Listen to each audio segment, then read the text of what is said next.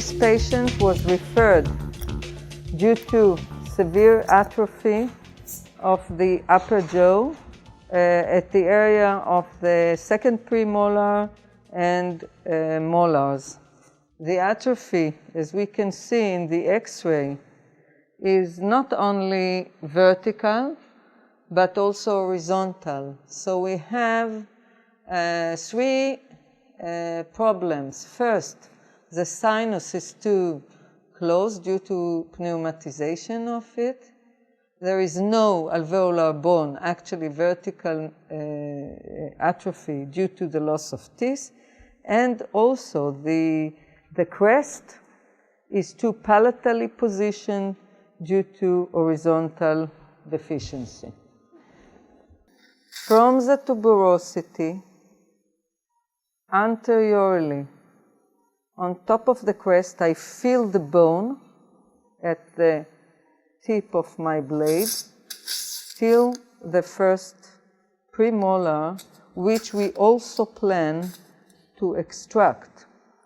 Usually, we don't like vertical incisions, releasing incision in the area of the aesthetic zone. That's why the releasing incision will be done at the back, at the tuberosity, here. Now I can elevate the mucoperiosteal flap. I will start with the palatal flap, which is much easier to elevate, and then the buccal side or the facial side of the flap. One has to be very careful not to damage the blood supply. So you need to do it under vision and then release a little bit the periosteum with a Metzenbaum scissors, which has a round tip. It doesn't cut here. So now one can see here the amount of missing bone vertically and the density of the bone, which we hardly have here. So the first thing we do is sinus elevation procedure to gain some vertical dimension at the area of the operation. Now, as you can see in the CT, the lateral wall is very, very thin, so one has to take care not to damage the Schneiderian membrane at time of window preparation. At the X-ray, I'm looking if I can see the superior posterior alveolar artery, which pass at the lateral window. In this case, we recognize it, but it's quite high, like 1 centimeter above the alveolar crest, and we can see it in section number 12, mostly, but it's not really a problem. But if we will have bleeding, I will show you how to deal with it. And then we have to leave enough space of bone here for the screw tightening when I do the vertical and horizontal augmentation via bone grafting. So we'll start with the window. The lower border of the window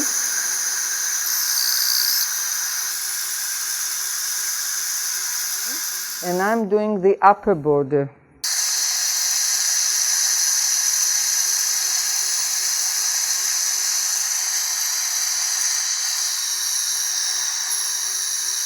Since I want to put back at the end of the procedure, the window, at the same position, I will make here a little notch so I will know this is the anterior part and this is the right position.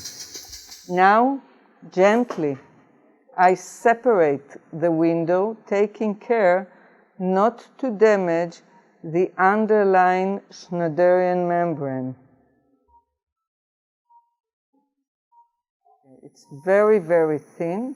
I'm taking care not to break the bone and not to rupture the membrane. rupturing the membrane will not cause more problem with implant. We still get the same % of success. Nevertheless, we found out in a clinical research that we did that we will have much more problem like bleeding, pain, and swelling when you rupture the membrane. So I really prefer not to rupture, so I take the time very gently and patiently to separate it from the bone. It's extremely important to separate the Schneiderian membrane at the palatal side. So now, after I separate it from distal part, very gently, I check that it is all separated also from the palatal and also from the mesial part and from here. Okay. The pre-plan was to extract premolar. I've decided not to extract it since we have quite a nice bone surround the root, and we can extract it later on in life if we need. So in the city, when we looked at it, we saw there is no bone. Sometimes there is not enough bone to be seen at the section, at the city. But when we open and we see such a condition, we can leave it. After centrifugation, we get 3 parts. The red blood cells here, the plasma, and here at the lower part, these are the platelets. Now, we have the PRP on top of the bone. I mix a little bit. Okay. Okay.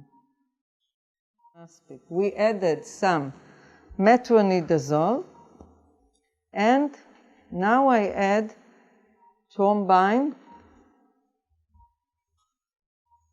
to activate it.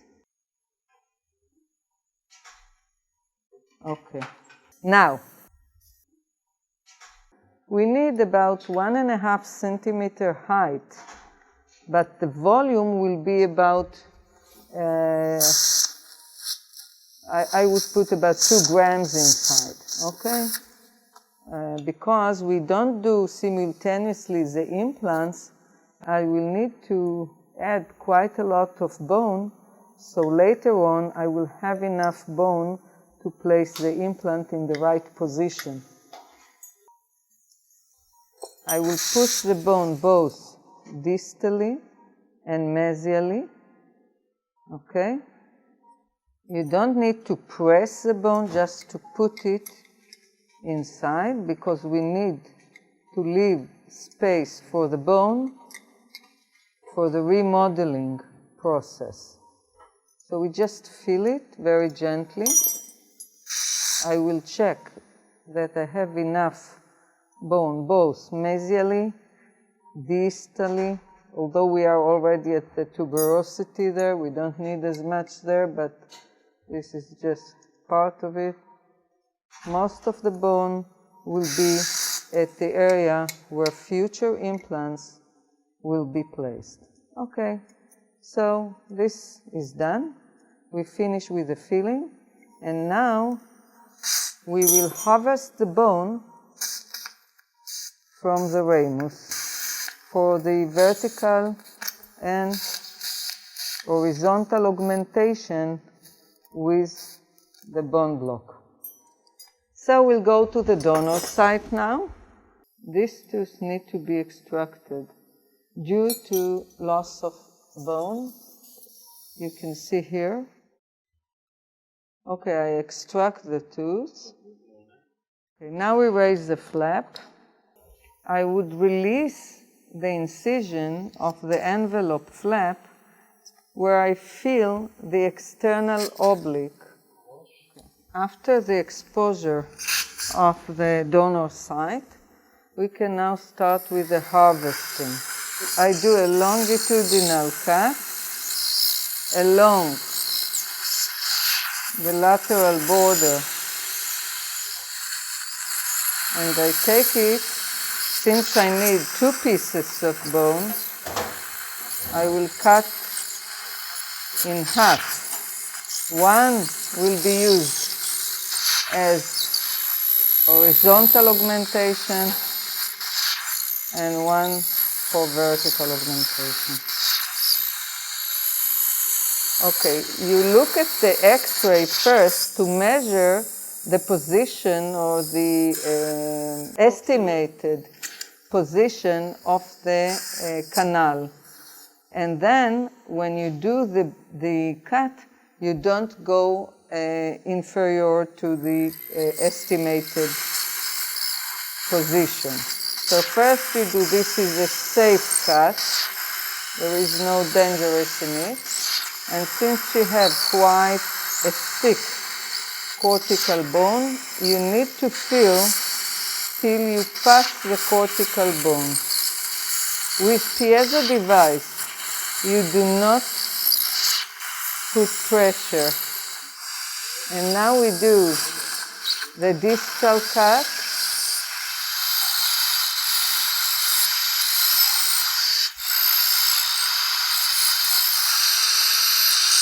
Now, I do not do an inferior cut. I take a chisel and the hammer, and then I redo the lines to be sure that I get the right separation.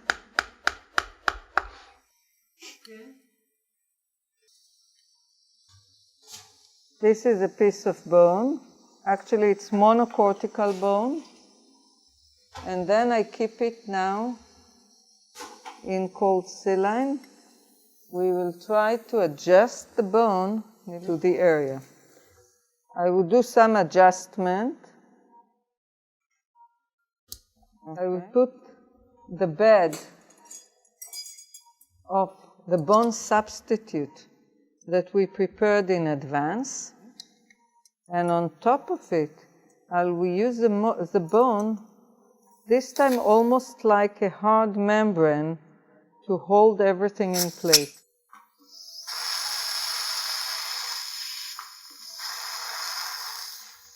.2 diameter drill, and I will use 13 millimeter lengths and 1.5 diameter screw.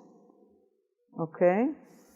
Remember, we have just few millimeters of alveolar crest here. So now the vertical augmentation is done, but we have to do another step here, is smoothing the edges, because we don't want any dehiscencies occur.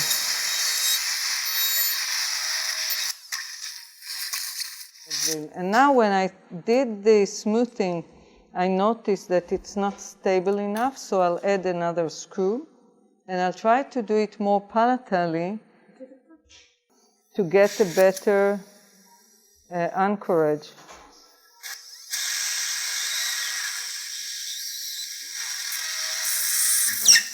This triangular shape might also add some stability to the bone. Now it's much better. If we check it, this is quite stable.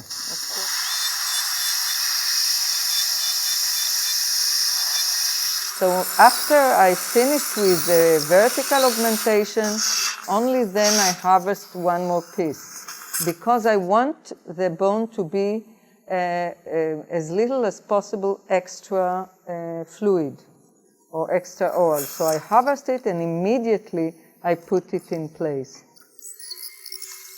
So now I'm going a little bit more posteriorly. The bone is very thin there. It's a monocortical bone, but yet the estimated position of the canal is much inferiorly positioned. Now, it's very important to make the posterior cut, since this will be the border where the bone will break, because I do not perform any inferior cut.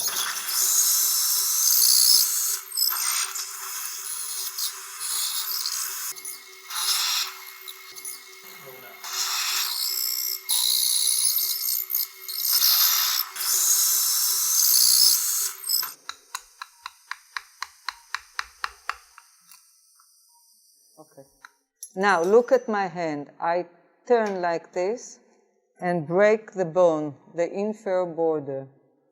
This is the second piece of bone that I harvested. This is the cortical part, and this is the one, the cancellous part. There is not much cancellous bone in this area, so it's a monocortical bone. And you can see the width here. It's very thin. This is her nature of bone, natural bone. There are some other individuals that they have 4 or 5 millimeters of bone. Here we have at about 2 millimeters of bone. At the donor site, I use hip resorb, which helps to prevent bleeding. Now, you remember that when I did the sinus operation procedure, I kept the window. Now, I will put it back. And I don't know if you remember, but I'll remind you, we made a little notch. And I know this notch is in the anterior part. So I just put it back in its place anteriorly, and it should fit the place perfectly. Now, we still use the bovine bone substitute that we prepared with PRP and thrombine, and I put it as a bed for the horizontal augmentation all over the area, and it will stay there as a bed for the bone block that I've just harvested. Okay, now I use the same 1.2 driller. I use a long screw. This time the anchorage will come from the palatal side. We still have to smooth a little bit the posterior part. I'll do it very, very gently, not to interfere with the block stability.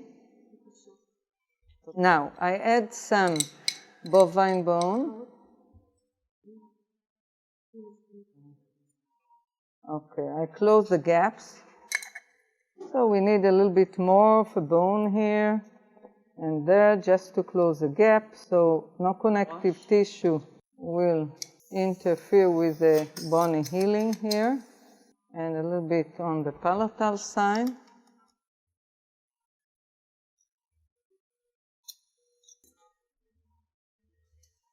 Okay, we use the PPP with a thrombine, and we press it a little bit, and now it can be used. I use it as a membrane. Although it's not a membrane, it's plasma, patients on plasma that were treated with human thrombine. That's all. This is like a biological membrane, but it's not a real membrane. So now I would like to do two things. First, to release bluntly the periosteum. Be careful not to damage the overlying tissue, okay?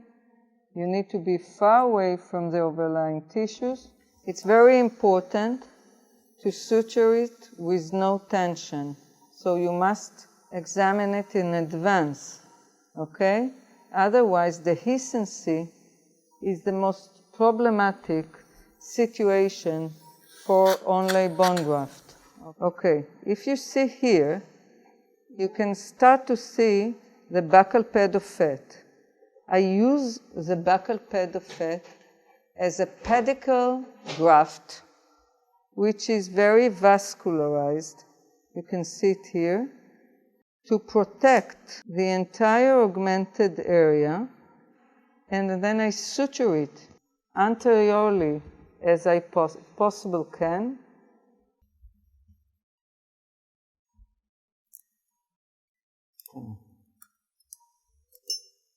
I use resolvable suture,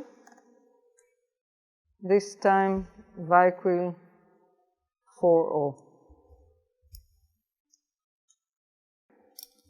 Since it's a pedicle graft, I did not disconnect it. It's not a free graft, it's a pedicle graft, vascularized graft.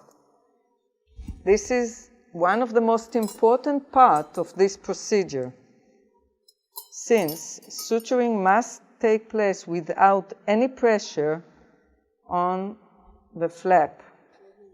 Again, you can see here, this is subepithelial, this is a mucosal suture. Only the inner part of the flap. On the palatal side, I can go through and through. No problem. Much easier. And go back vertically. And then, with no pressure, you finish the suture. Okay, another one. And actually, this is the most important suture, since it will bring the flap to its position, and then the two other layers will be easily done. Now we'll do the continuous mattress blanket suture. You have the loop on one hand, so you pass it through the loop and gently tight it to the buccal side. I will show you again. You go through both sides, 0.5 millimeter deep, but about 5 to 7 millimeter away from the previous suture. You have the loop on one side and the suture on the second side. And then you go into the loop, gently tight it, so you don't have to put a lot of pressure.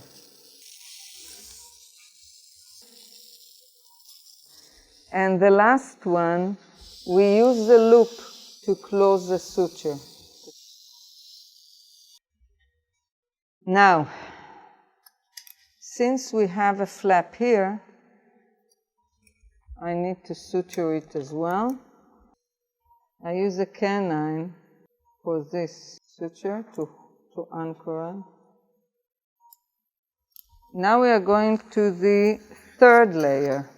This layer is interrupted vertical mattress suture. So far, we go far, close, close. We go deep and then superficial at the same vertical level, but I use the loop. So this is done to prevent any movement of the flap, because movement of the flap in one of the most problematic situations at vertical augmentation. So we need a very stable flap. Again, we go deep first. Now we go back. We hold the loop in the hand. And this is more shallow at the same vertical dimension. Now, I go into the loop. Look what happened to the tissue. Okay. I do about 3 to 4 sutures like this in 3 millimeter, in 3 centimeter area like this. It's enough. One every 1 centimeter. Not too close, not too tight, because the flap needs its blood supply, so we don't want to put too much pressure on it. Now we go to the donor site. I always fill the donor site back with bone. Now I use the bone substitute to fill the donor site, and then I cover it with the same biological membrane, the PPP, that I used to cover the augmented site. So I use it both for the augmented site and the donor site. And now we'll suture it. You don't need a layer suturing because there is no tension here. We will use the 4-0 nylon to suture.